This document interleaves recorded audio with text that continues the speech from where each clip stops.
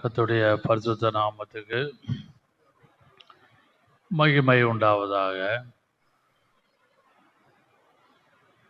அப்போஸ்தலனாகிய யோவான் எழுதின 3வது நிருபம், அப்பாஸ்டல் ஜான் 3rd புக், அதாவது யோவான் எழுதின 3வது நிருபம், 3rd ஜான். அது முழுவதும் மொத்தம் 14 வசனங்கள் காணப்படுகிறது. அந்த இடத்திலே நாம் பார்க்கும் பொழுது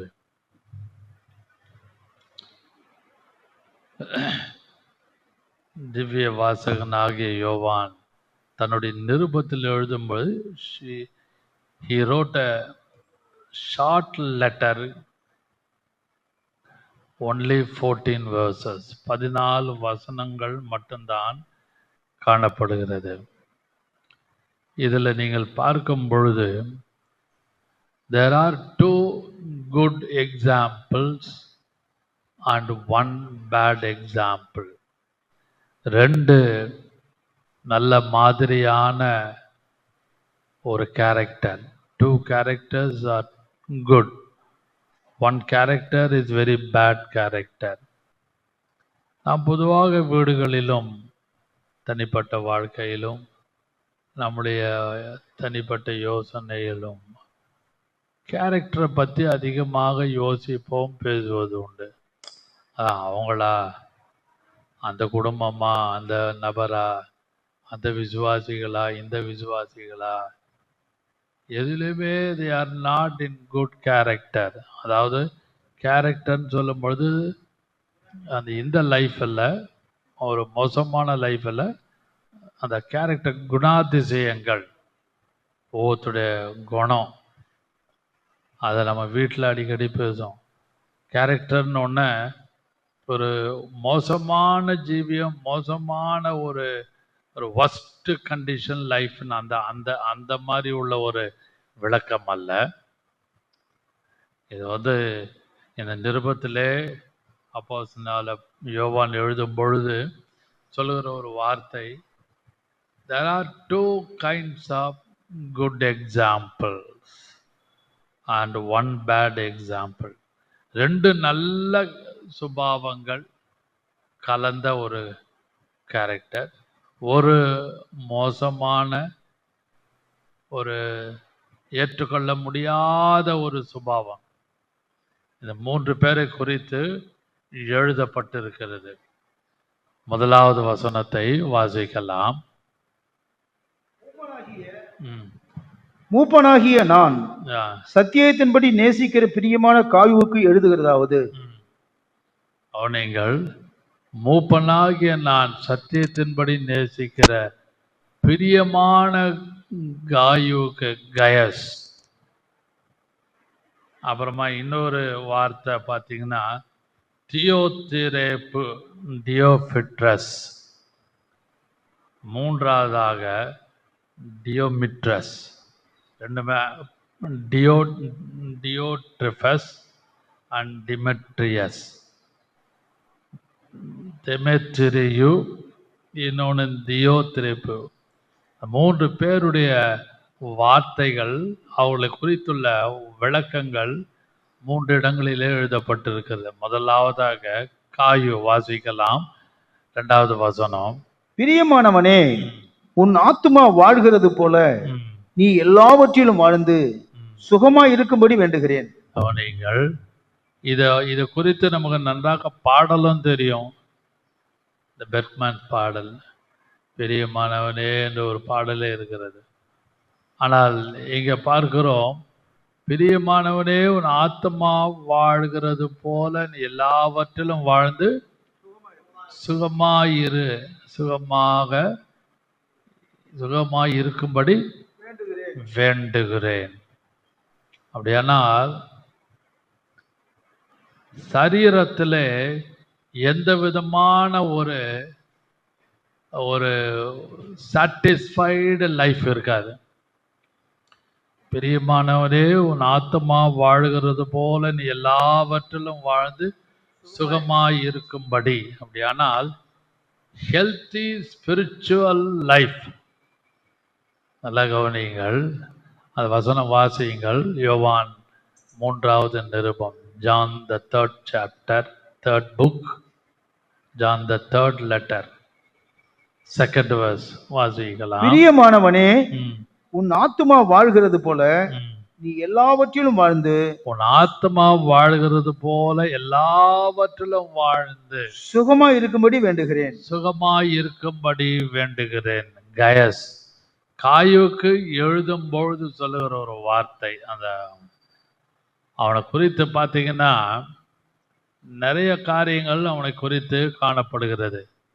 அவனுடைய ஸ்பிரிச்சுவல் ஹெல்த், நல்ல ஸ்பிரிச்சுவல் ஹெல்த்னா good Bible reading, good prayer life and also good fellowship, இதெல்லாம் அடங்கினது தான் ஒரு ஹெல்த்தி ஸ்பிரிச்சுவல் லைஃப். இன்னைக்கு அநேக கர்த்தருடைய பிள்ளைகள், விசுவாசிகள், ஊழியக்காரர்கள் எல்லா இடங்களிலும் ஒரு ஸ்பிரிச்சுவல் ஹெல்த்தை நீங்களும் நானும் பார்க்க முடியாது, ரொம்ப குறைவு தான். ஆனால் உன் ஆத்மா வாழ்கிறது போல என்று சொல்லும் பொழுது ஒரு ஹெல்த்தி லைஃப் ரொம்ப ரொம்ப ரொம்ப முக்கியம். அதனால்தான் இயேசு சொன்னார், யோவான் 10ஆம் அதிகாரம் 10ஆம் வசனம்,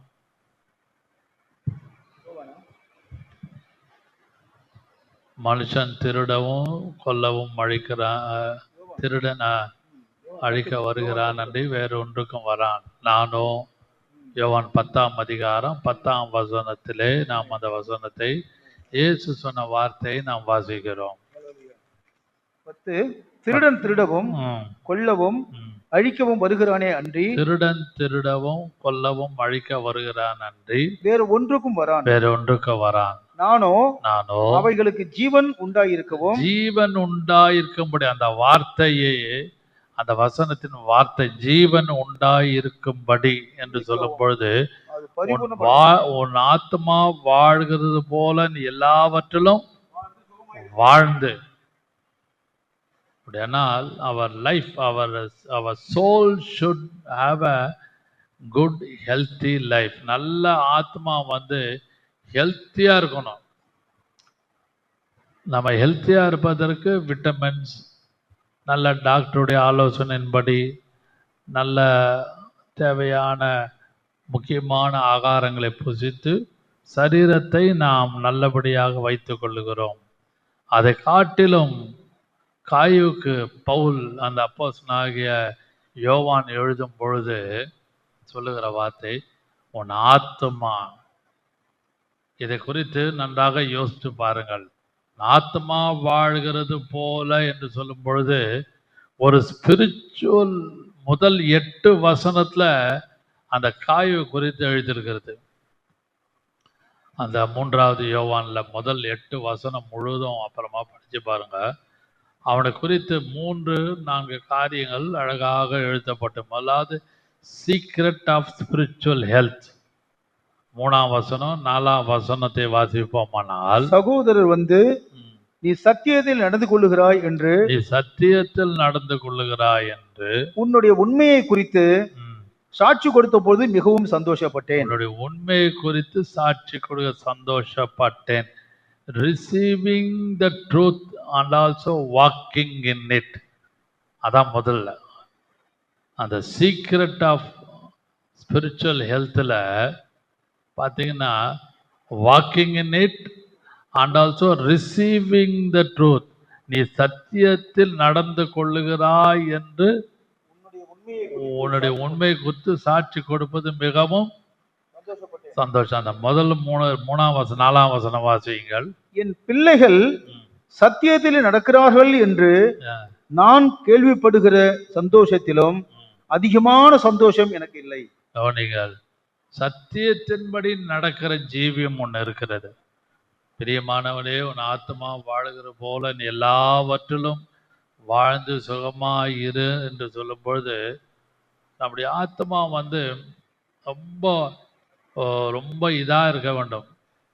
ரொம்ப சாட்டிஸ்ஃபைடாக இருக்க வேண்டும். அது இருக்குதான்னு நம்ம இந்த காலை வேளையிலே, இந்த திருவிருந்து ஆராதனையிலே, இந்த காயுக்கு அந்த யோவான் திவ்ய வாசனாக யோவான் சொல்லுகிற வார்த்தை, அவன் 3 காய், அவன் சத்தியத்திலே நடக்கிற ஒரு காய்வாக காணப்பட்டான்.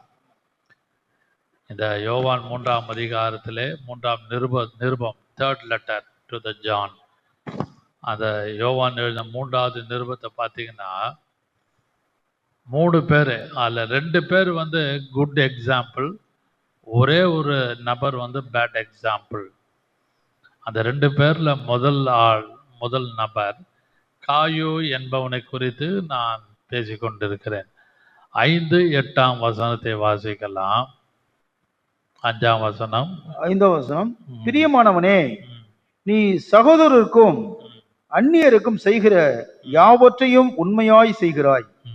சகோதரருக்கும் அந்நியருக்கும் செய்கிற யாவற்றையும் உண்மையாய் செய்கிறாய். அப்படியானால் அந்நியருக்கு செய்கிறாய் என்று சொல்லும் பொழுது, சகோதரர்னா சர்ச்சில் உள்ள பிலீவர்ஸ், அங்கே உள்ள இந்த சர்ச், யோவான் அந்த சபைக்கு எழுதும் பொழுது அந்த லெட்டர்ல நிருபத்தில் சொல்லுகிறார்.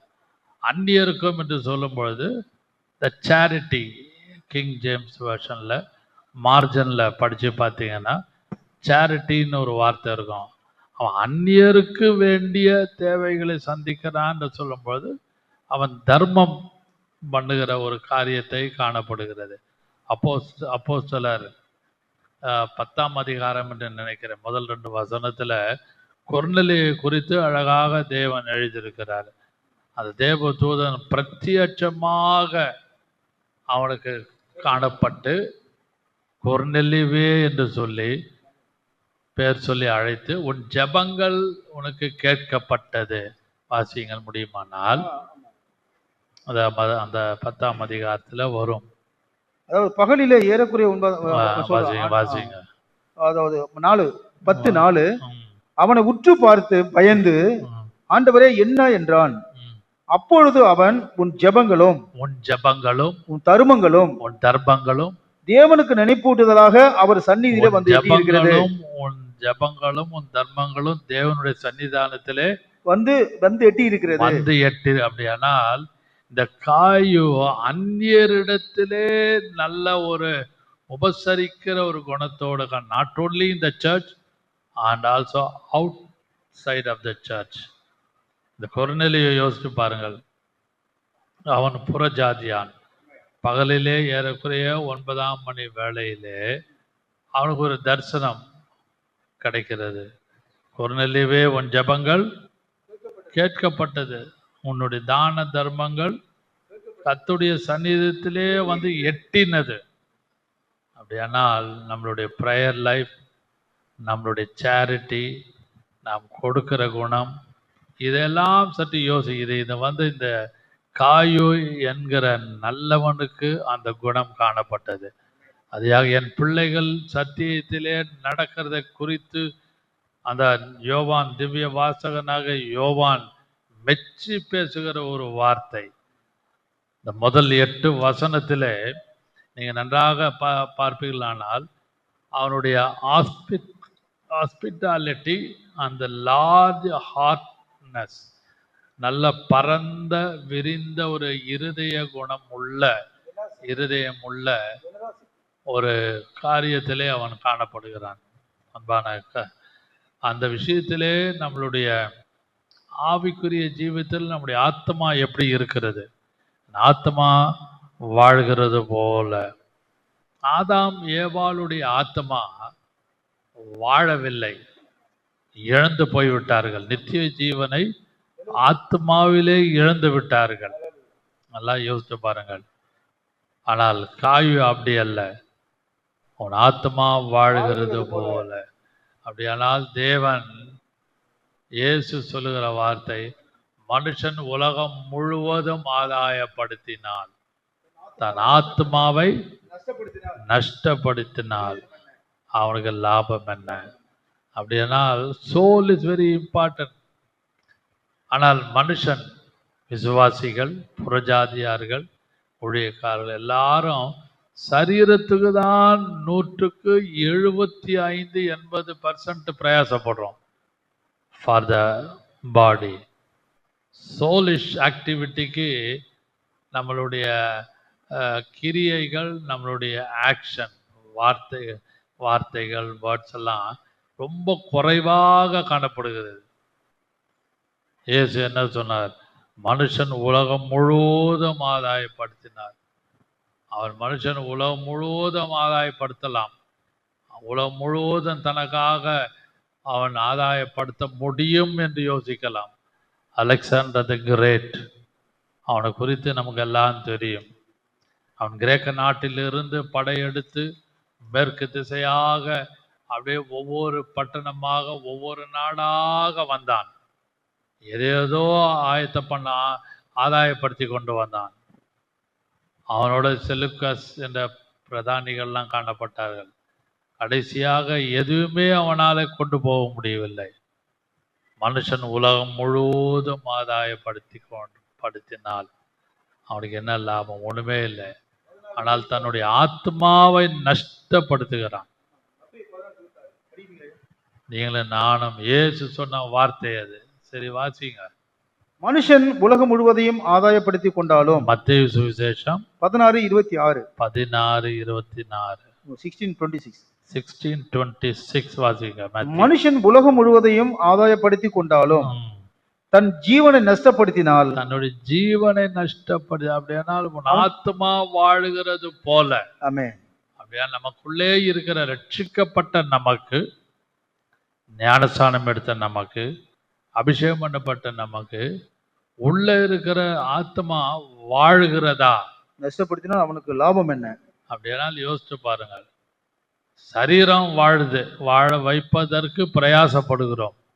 நன்றாக தேக அபியாசம் செய்கிறோம், நன்றாக ஸ்நானம் பண்ணுகிறோம், நன்றாக ரொம்ப அந்த சரீரத்துக்கு வேண்டிய காரியங்கள் எல்லாம் நாம் ஒவ்வொரு நாளும் டேக்கிங் கேர். ஆனால் உள்ளே இருக்கிற ஆத்மா, விசுவாசிகளாக நாம் இதை பார்த்து கேட்டு கொண்டிருக்கிற யாரானாலும், உன் ஆத்மா வாழுகிறது போல நீ எல்லாவற்றிலும் வாழ்ந்து சுகமாயிரு. அப்படியானால் அதை ரொம்ப ப்ராஸ்பரிட்டி, ரொம்ப செழிப்பாக இருக்கணும், ரொம்ப பணக்கார குடும்பமாக ரொம்ப செழிப்பாக இருக்கணும்னு நாட் அட் ஆல். அந்த ஆங்கிள் அந்த வசனம் எழுதப்படும். ஆத்மா வாழ்கிறது போல. அதனால்தான் நம்முடைய ஆத்மா டெய்லி, அதனால்தான் யோபுல ஒரு வசனம் இருக்கிறது, நீர் அவரோடு பழகி சமாதானமாயிரும். Acquaint with him, always acquaint with him. இயேசுவோடு பழகுவதற்கு நம்மளுடைய நேரத்தை கொஞ்சமாவது செலவழிக்கிறோமா? Either in Bible reading or in prayer life. இந்த திருவந்த நாளிலே நானும் நீங்களும் இதை பார்த்து கொண்டிருக்கிற யாரானாலும் நாம் அதை சற்று யோசிக்க வேண்டும். Enoch walked with God. ஏனோக்கு தேவனோடு நடந்தான். Noah walked with God. அவங்க 2 பேரும் நடந்தாங்க. வாக்குன்னு தேவனோடு சஞ்சரித்தாங்கள். ஆகினால்தான் ஏனோக்கு காணப்படாமல் போய்விட்டான், காணப்படாமல் போனான் என்று வசனம் இருக்கிறது. He was taken up while he was walking with God. அவன் தேவனோடு நடக்கும் பொழுது ஏனோக்கு காணப்படாமல் போனான். அதனாலே நம்மளுடைய ஸ்பிரிச்சுவல் லைஃப், நம்மளுடைய ஸ்பிரிச்சுவல் ஆக்டிவிட்டி, நம்மளுடைய ஸ்பிரிச்சுவல் அட்மாஸ்பியர், நம்முடைய ஸ்பிரிச்சுவல் வாக், நம்முடைய ஸ்பிரிச்சுவல் டாக், நம்முடைய ஸ்பிரிச்சுவல் தாட், இதெல்லாம் கொஞ்சம் யோசித்து பாருங்கள். இந்த வருகை, கர்த்தருடைய வருகை மிக மிக சமீபமாக இருக்கிறது. யுத்தங்களும் யுத்தத்துடைய சத்தத்தையும் கேட்பீர்கள். இவைகளெல்லாம் சம்பவிக்க வேண்டியதாய் இருக்கிறது. இதெல்லாம் கண்டிப்பா நடக்கும்னு இயேசு சொன்னார் மத்தேயு 24ஆம் அதிகாரத்துல. யுத்தங்களுடைய சத்தத்தையும் கேட்பீர்கள். இவைகளாம் சம்பவித்தே ஆகும், கண்டிப்பாக நடக்கும். ஜெபிச்சாலும் ஜெபிக்காவிட்டாலும், அதாவே உலகத்து சமாதானத்தை தாரும், உலகத்திலே அமைதியை தாரும், என்னதான் ஜெபிச்சாலும் யுத்தங்களும் யுத்தத்துடைய சத்தத்தை நம்ம கேட்போம். among that, அதன் மத்தியிலே what about my soul, what about your soul, அப்படி ஆத்மா எப்படி வாழ்ந்து கொண்டிருக்கிறது, இதெல்லாம் கர்த்தர் நம்மிடத்திலே இந்த திருவிந்த நாளிலே உள்ளத்தின் ஆழத்திலே நம்ம எல்லாரோடும் பேசுவாராக. இதை யோசித்து பாருங்கள். அவன் காய்வு குறித்து பிரிய முதல் 8 வசனம், மூப்பனாகிய நான் சத்தியத்தின்படி நேசிக்கிற பிரியமான காய்வுக்கு, அப்படியானால் பிரியமான காய்வு, அப்படியானால் அவனுடைய அந்த பிளசன்ட்னஸ் ரொம்ப கர்த்தருக்கு பிரியமா இருந்தபடியினாலே அப்படிப்பட்ட ஒரு லெட்டர் அவன் எழுதுறாங்க. கோரேசை குறித்து எனக்கு மிகவும் பிரியமானவன் எழுதப்பட்டிருக்கு. கோரேஸ், சைரஸ். கோரேசை குறித்து இங்கே படிப்பீங்கன்னா ஏசாயாவில் 45 அதிகாரம் 46ஆம் அதிகாரம்லாம் படித்து பாருங்க. அங்கே கோரேசை குறித்து அவன் எனக்கு மிகவும் பிரியமானவன் என்று ஒரு வார்த்தை இருக்குது. எனக்கு மிகவும் பிரியமானவன். அவனை கர்த்தர் புறஜாதியாகிய அந்த கோரேசை கர்த்தர் அபிஷேகம் பண்றார். புறஜாதியாக இருக்கிற கிங் சைரஸ், பெரிய ராஜா, அவன் பெரிய ராஜாவா இருந்தான். நீங்க அதை ஏசாயால அந்த வசனம் இருக்கிறது, வாசிங்க. கர்த்தராகிய நான் அபிஷேகம் பண்ணின கோரேசுக்கு, ஏசாயா 45:1 வாசிங்க. கர்த்தராகிய நான் அபிஷேகம் பண்ணின கோரேசுக்கு முன்பாக, அபிஷேகம் பண்ணப்பட்ட கோரேசுக்கு முன்பாக ஜாதிகளை கீழ்ப்படுத்தி, கவனிங்கள், எல்லாரையும் அவனுக்கு கீழ்ப்படுத்துற அபிஷேகம் பண்ணப்பட்ட கோரேஸ், சைரஸ். அப்படியானால் அவன் யார்? he was a heathen king. he was in Persia. அவன் வந்து ஈரான் நாட்டு, இப்பொழுது இருக்க சொல்லப்படுகிற ஈரான், அந்த நாட்டுடைய தலைவனாக கர்த்தர் ஒரு காலத்திலே அவனை ஏற்படுத்தினார். பைபிள்ல 4000-5000 வருஷங்களுக்கு முன்பாக பெர்ஷியன் நாட்டுடைய அந்த நாட்டிலே அந்த கோரேசை கர்த்தர் அவனை அபிஷேகம் பண்ணப்பட வைத்து அபிஷேகித்து அவனை அனாயிண்ட் பண்ணி, யார்? he was a heathen king. அவனை அனாயிண்ட் பண்ணி யூதர்களை விடுவித்து அவளை மறுபடியும் எருசலேமுக்கு போய் அவள் ஆலயத்தை கட்டும்படியாக கர்த்தர் கோரேசை அபிஷேகம் பண்ணினார். ஏன்? காரணம் என்ன? கர்த்தரால் தெரிந்து கொள்ளப்பட்ட அபிஷேகம் பண்ணப்பட்ட சைரஸ், கிங் சைரஸ். அதுபோல இந்த காய்வை குறித்து ஒரு பிரியமா இருந்தபடினாலே, ரொம்ப கம்பேர் பண்ணி யோசித்து பாருங்கள். கிங் சைரஸ், கயஸ், ஈனாக் அண்ட் நோவா, இவங்கெல்லாம் வந்து they were pleasing God. அவங்க கர்த்தரை பிரியமாக அவர்கள் கொண்டபடினாலே அவர்களுக்கு அப்பேற்பட்ட ஒரு ஸ்லாக்கியத்தையும் பாக்கியத்தையும் கர்த்தர் கொடுத்தார். முதல் 8 வசனம் இந்த கயஸ், அதாவது காய்வு குறித்து அழகாக எழுதப்பட்டிருக்கு. நீங்களும் போய் வீட்டில் போய் தியானிக்கலாம். அவன் வந்து ரொம்ப ஸ்பிரிச்சுவல் ஹெல்த்தாக இருந்தான். ஸ்பிரிச்சுவலி வாஸ் ஹெல்த்தி, நல்ல ஹெல்த்தியாக இருந்தான், நல்ல தேவனோடு உள்ள ஐக்கியம். 2வது நபரை குறித்து நாம் தியானிக்கலாம். வாசியங்கள் 9ஆம் வசனம் 10ஆம் வசனம். நான் சபைக்கு, யோவான் எழுதின 3வது நிருபம் 9ஆம் வசனம் 10ஆம் வசனம். நான் சபைக்கு எழுதினேன், ஆனாலும் அவர்களிலே முதன்மையாக இருக்க விரும்புகிற தியோதிரேப்பு எங்களை ஏற்றுக்கொள்ளவில்லை. டயோட்ரெபஸ் அவன் எங்களை ஏற்றுக்கொள்ளவில்லை. வாசிங்க. ஆனபடியால் நான் வந்தால் அவன் எங்களுக்கு விரோதமாய் பொல்லாத வார்த்தைகளை அலப்பி. இதெல்லாம் எங்கன்னா சபை உள்ள இருக்குது, எல்லா சபைகளிலும் உண்டு. இதை பார்த்து கேட்டுக்கொண்டு யாராலும் சற்று யோசியுங்கள். ஆனபடியினாலே நான் வந்தால் எங்களுக்கு விரோதமாய் பொல்லாத வார்த்தைகளை அலப்பி செய்து வருகிற கிரியைகளை நினைத்துக் கொள்வேன். செய்து வந்த கிரியைகளை அவன் இப்படி செய்து வருவதும் போதாமல் ம், தான் சகோதரரை ஏற்றுக்கொள்ளாது இருக்கிறதுமன்றி ம். ஏற்றுக்கொள்ள மனதா இருக்கிறவர்களையும் தடை செய்து கவனிங்கள், அவன் தடை செய்து சபைக்கு புறம்பே தள்ளுகிறான். சபைக்கு வரவங்களெல்லாம் உள்ள விசுவாசியா இருந்து கொண்டு அந்த சபை தலைவனை குறித்தும் சபையில் உள்ள விசுவாசிகளை குறித்தும் அலப்பி பேசிக்கொண்டு தேவையில்லாத வார்த்தைகளை பேசிக்கொண்டு மற்ற விசுவாசிகளை அவன் இடற செய்கிறான். அதான் ரொம்ப முக்கியம். நான் சபைக்கு எழுதினேன், அந்த 9ஆம் வசனம் நான் பார்ப்போமானால், நான் சபைக்கு எழுதினேன், ஆனாலும் அவர்களில் முதன்மையாய் they want always be forefront. இது பலவிதமான சபைகளிலே உண்டு இந்த பிரச்சனை.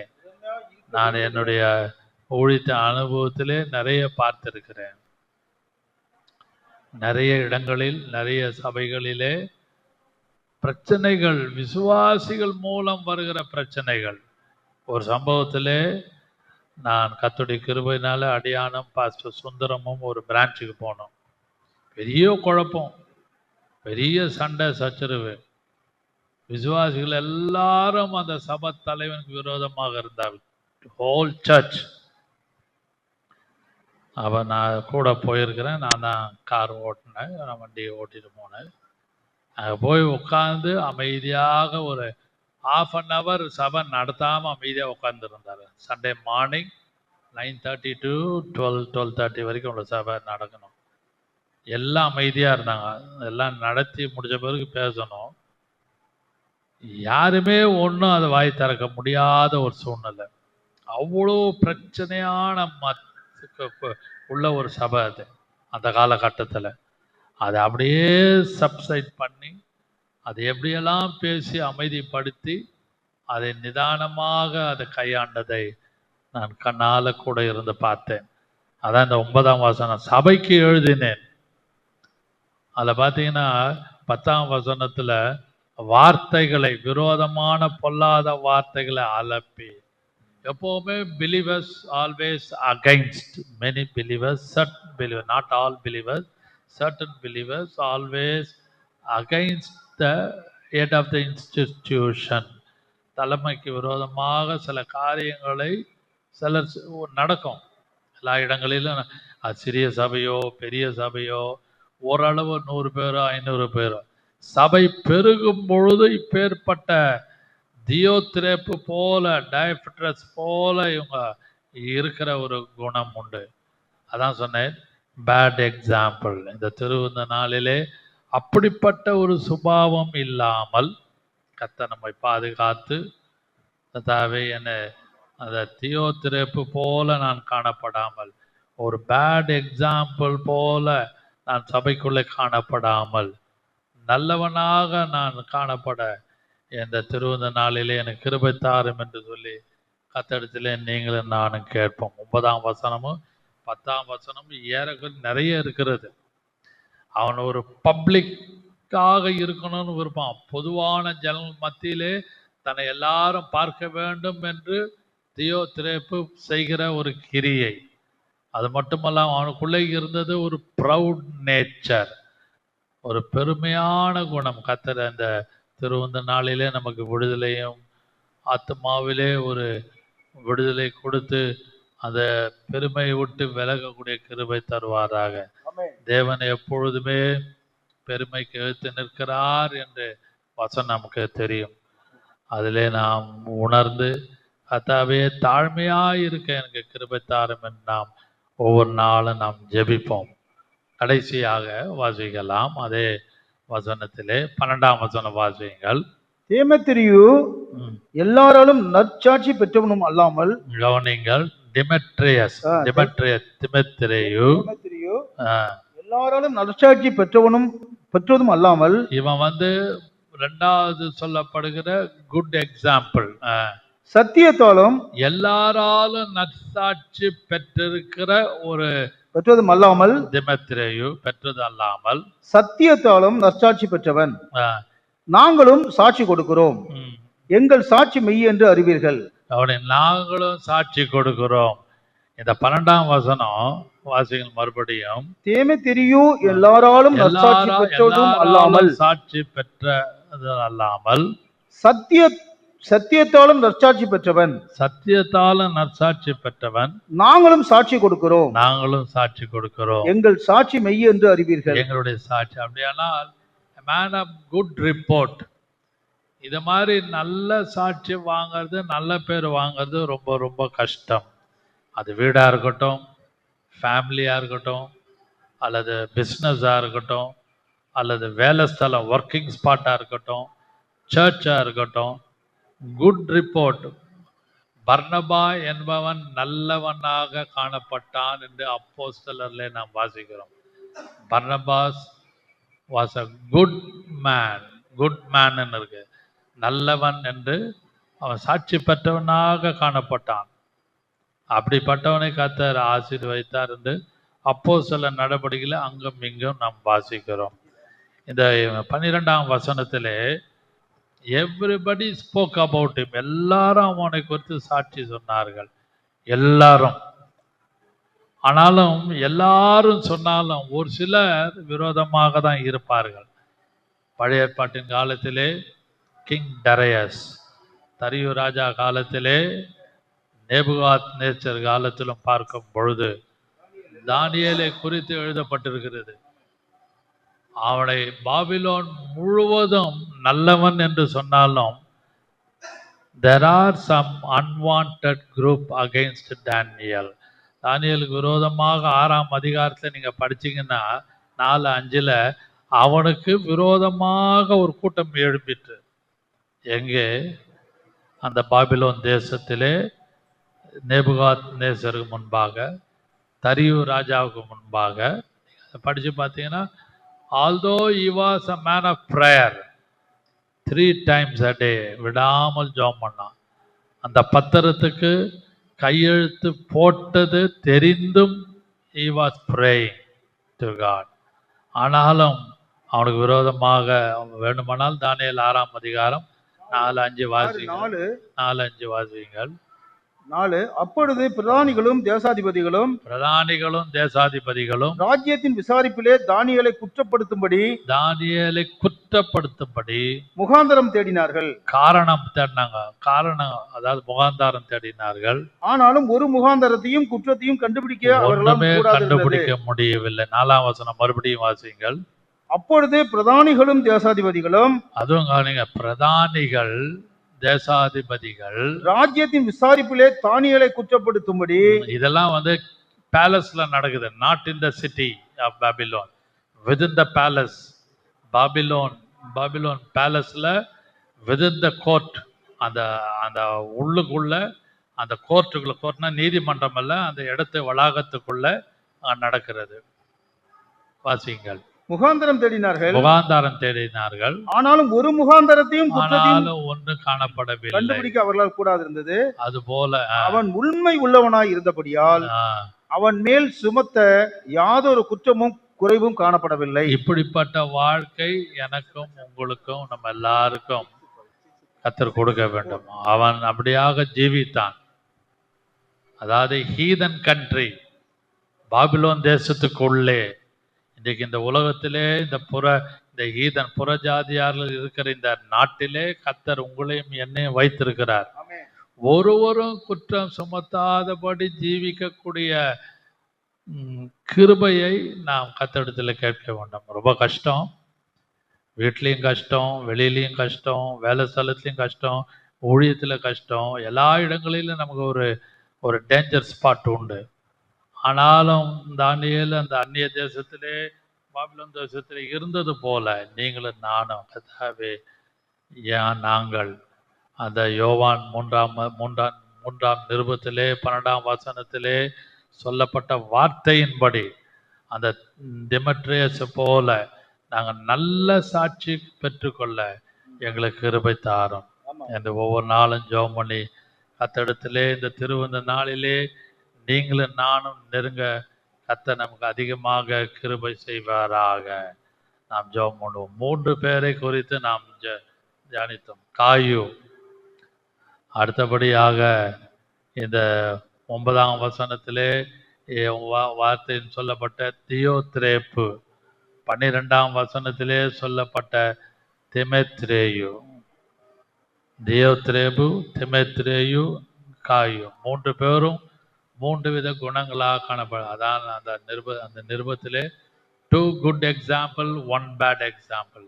இந்த 2 நல் சாட்சி உள்ள நபர்களாக, கேரக்டராக நீங்களும் நானும் காணப்பட கர்த்தர் கிருபை செய்வாராக. ஜெபம் பண்ணுவோம். Praise the Lord. Hallelujah. கிருபை கர்த்தாவே, நன்றியோடு மை ஸ்தோத்திரிக்கிறோம். மை ஸ்தோத்திரிக்கிறோம் கர்த்தாவே, நன்றியோடு மை ஸ்தோத்திரிக்கிறோம். நன்றியோடு மை ஸ்தோத்திரிக்கிறோம்.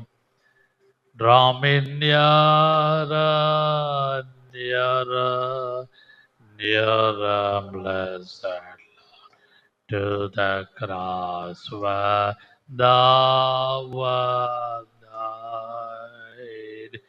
Draw me nearer, nearer, nearer, blessed Lord, to thy precious bleeding side. அந்த காயு போல, அந்த திமெத்ரேயு போல, அந்த 2 குட் எக்ஸாம்பிள் போல நாம் காணப்பட கர்த்தர் கிருபை செய்வாராக. மற்றவனை குறித்து 9ஆம் வசனத்தில் எழுதப்பட்ட தியோத்திரேப்பு போல நானும் நீங்களும் காணப்படாமல் இந்த திருவந்த நாளிலே நம்முடைய ஆவி, ஆத்மா, சரீரத்தை கர்த்தர் பாதுகாத்து கொள்வாராக. கேட்ட ஒருவரையும், பார்த்த ஒருவரையும், கேட்டுக்கொண்டிருக்க ஒருவரையும் ஆசீர்வதியும். இங்கே வந்திருக்கவர்களே ஆசீர்வதியும். திருவந்த நாளிலே நாங்கள் உம்மை போல மாற எங்கள் எல்லாருக்கும் கிருபை செய்வீராக. இயேசுவின் நாமத்தில் பிதாவே, ஆமென்.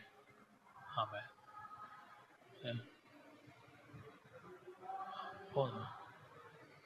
Praise the Lord. Hallelujah.